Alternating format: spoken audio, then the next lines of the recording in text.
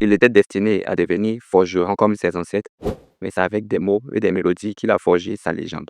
Lui, c'est Tiken Jah Fakoly, roi du reggae africain. Celui qui a osé chanter la révolte et fait trembler les puissants. D'un petit village ivoirien au plus grand festival du monde, découvrons ensemble l'histoire d'un enfant qui rêvait de danse et qui est devenu la voix de millions d'Africains. Bonjour, bonsoir et bienvenue sur Icon Story.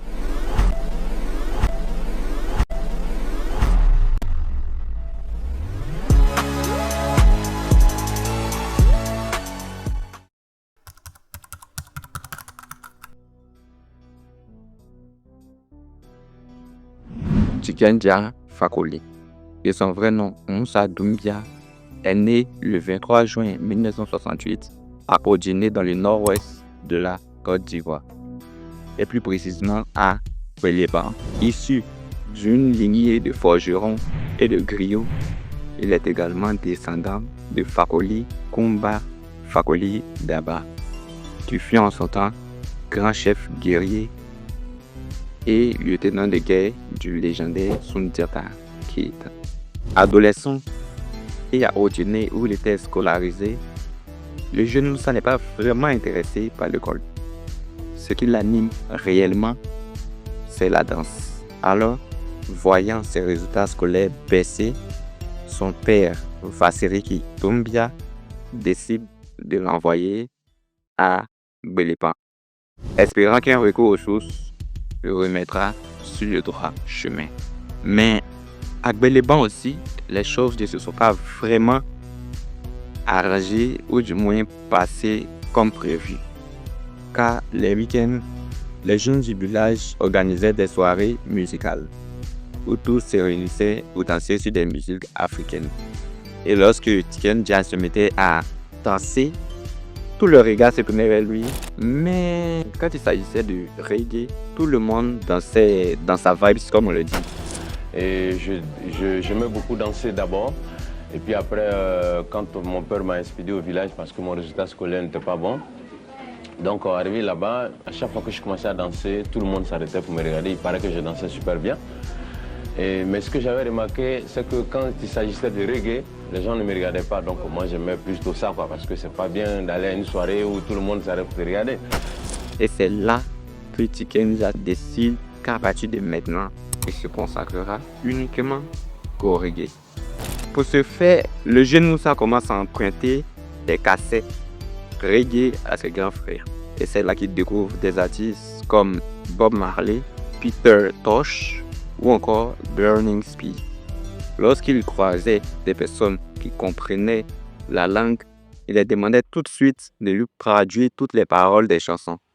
Et c'est là qu'il découvrit que ces chansons parlaient de paix, d'unité et d'égalité. Et ce sont ces messages qui le poussent à vouloir chanter à son tour. Mais au début, il pensait que le reggae ne pouvait être chanté qu'en anglais. Mais avec le temps et l'arrivée de certains artistes, reggae qui chantaient en langue locale et en français se rendra vite compte que c'est une grave erreur. En 1982, il commence à chanter dans les soirées et de 89 à 91, il répète tous les jours sauf le week-end. Entouré d'amis et de professeurs passionnés de musique, il forme avec eux son tout premier groupe, les Chalices. Le 27 août 1991, ils font leur tout premier concert au cinéma du Kabadougou. La salle est pleine à craquer, le public est curieux et conquis. Le concert est un succès total. C'est le début d'une grande aventure. En 1993, il sort son tout premier album, puis enchaîne l'année suivante avec un second album.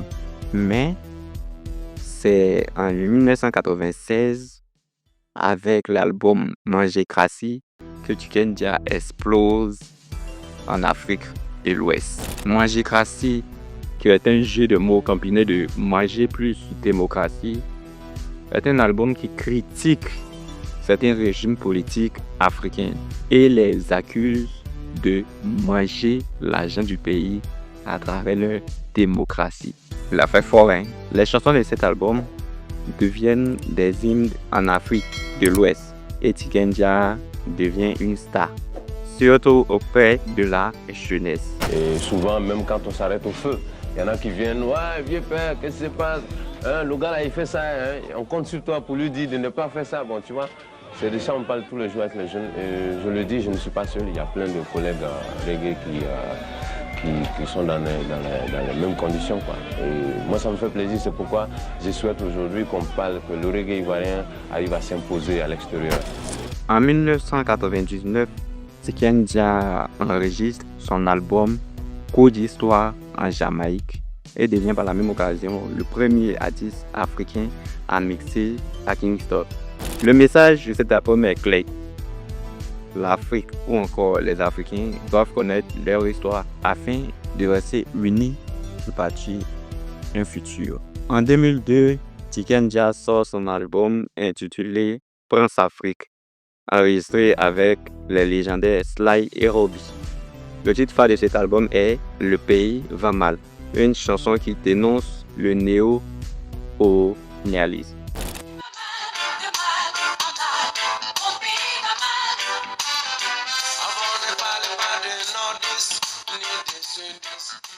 Conséquence, il est inscrit sur la liste noire des personnes à abattre en Côte d'Ivoire et est contraint de s'exiler à Bamako où il déclare « Je préfère chanter libre plutôt que de mourir en silence ». Je suis allé là-bas en exil en 2003. La Côte d'Ivoire traversait un moment difficile. Le reggae a toujours rimé avec la politique. J'ai donné mon avis, ça n'a pas été apprécié par ceux qui étaient au pouvoir à l'époque, donc j'étais menacé de mort. Il a fallu que je parte. En 2003, il remporte une victoire de la musique et il profite de la scène pour lancer « La France doit arrêter de piller l'Afrique ». Et là, les applaudissements couvrent à peine la gel. Tiken Jah aussi n'aimait pas cette air. Mais Tiken Jah ne s'est pas contenté que de chanter, car au-delà de l'artiste engagé qu'il est et aussi ennemi des chefs d'État mangécrates, Tiken Jah a lancé en 2009 un programme appelé Un concert ou une école. Ce programme visait à construire des salles de classe en Afrique à travers les revenus générés par ces concerts. Et cette initiative a permis notamment de créer plusieurs écoles, dont des écoles au Mali, au Burkina, en Côte d'Ivoire et en Guinée par exemple. Je suis très attaché à l'éducation. Voilà, j'ai construit 6 écoles sur le continent africain. Moi, je pense que quand la majorité des Africains saura lire et écrire, le peuple s'exprimera et il dira ce qu'il pense. Et je pense qu'on le respectera mieux. Aujourd'hui encore, Tiken Jah continue de faire vibrer le monde entier. Son dernier album, Acoustic, revisite les titres phares qui ont fait son succès à travers les instruments traditionnels d'Afrique de l'Ouest, tels que le djembé, la pora ou encore le balafon. Tiken Jah Fakoly n'est pas qu'un chanteur de reggae, il est le griot moderne d'une Afrique qui refuse de se taire. Sa voix, forgée dans la révolte et trempée dans la tradition, continue à résonner comme un appel à la conscience et à l'action. Donc c'était là un bref résumé de la carrière et de la vie de Tiken Jah Fakoly. Si vous pensez que j'ai sauté certaines parties très importantes, n'hésitez pas surtout à les relayer dans les commentaires. Ça me fera aussi découvrir certaines choses que je ne savais pas. Et bien entendu, laissez-moi un pouce bleu, ça fait aussi plaisir. Et vous pouvez me dire aussi quelle icône aimeriez-vous entendre son histoire. Je me ferai le plaisir de vous la raconter. Donc, à la prochaine. Prenez soin de vous. Il nous a donné la recette du bonheur. Il nous a même donné la